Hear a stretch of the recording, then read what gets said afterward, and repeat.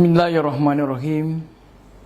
Assalamualaikum warahmatullahi wabarakatuh.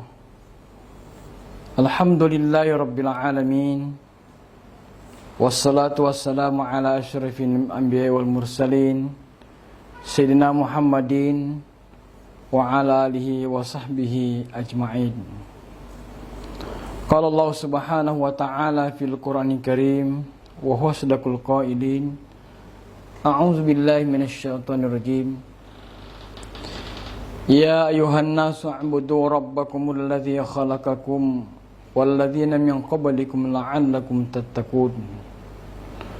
Shadaqallahul azim. Ballagha rasuluhun nabiyul karim. Wa nahnu 'ala dzalika minasyahidin wasyakirin. Wa hasbunallah wa ni'mal wakil. Ni'mal maula wa ni'man nasir. Wala hawla wala quwata illa billahil aliyil azim.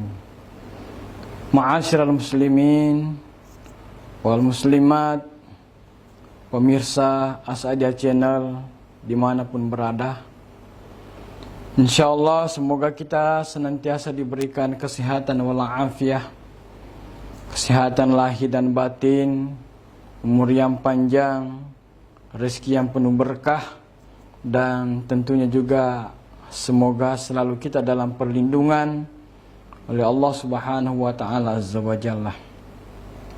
Semua itu hal yang patut kita syukuri kepada Allah Subhanahu wa taala sebagai bentuk nikmat-Nya yang tentunya kita tidak mampu menghitung dan menjumlah betapa besar dan betapa banyak luas nikmat Allah, sehingga Allah memberikan perhatian kepada kita.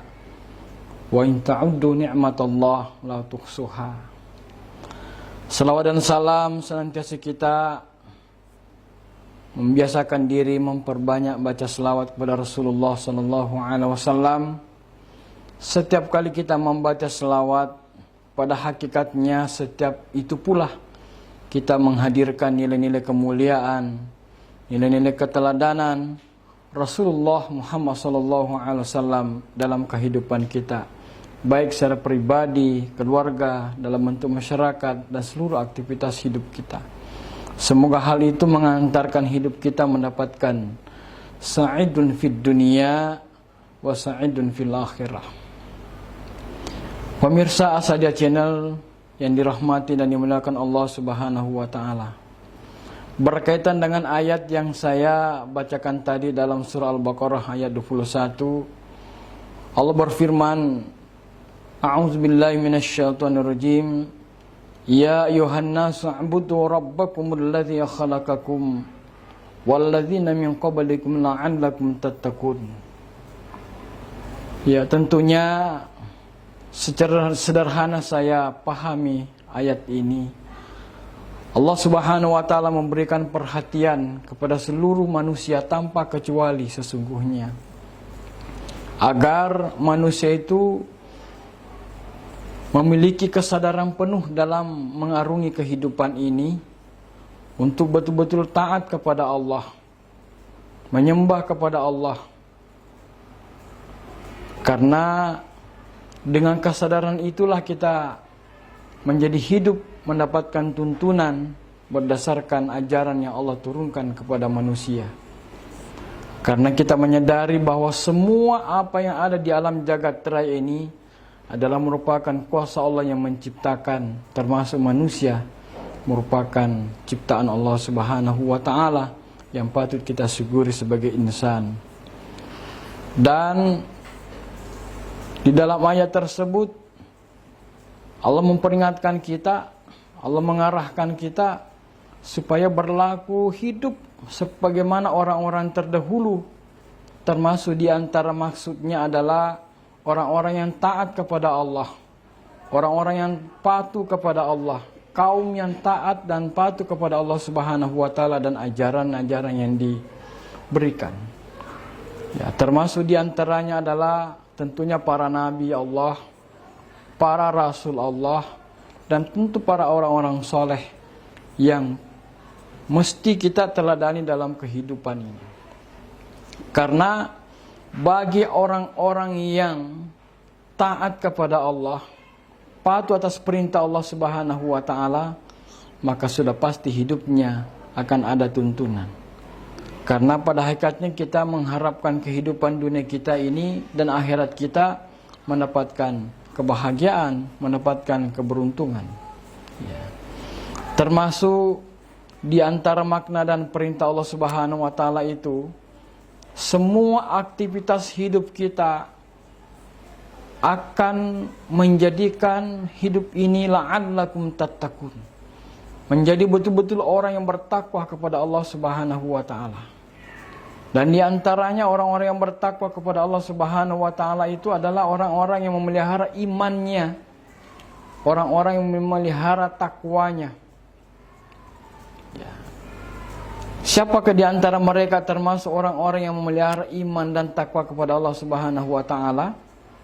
Adalah orang yang menjalankan perintahnya, orang yang taat atas perintah Allah dengan penuh kesadaran, dengan penuh ketulusan, dengan penuh keikhlasan bahwa hidup ini akan ada nanti proses kelanjutan hidup di akhirat nanti untuk kita pertanggungjawabkan apapun yang kita lakukan dan apapun yang kita kerjakan.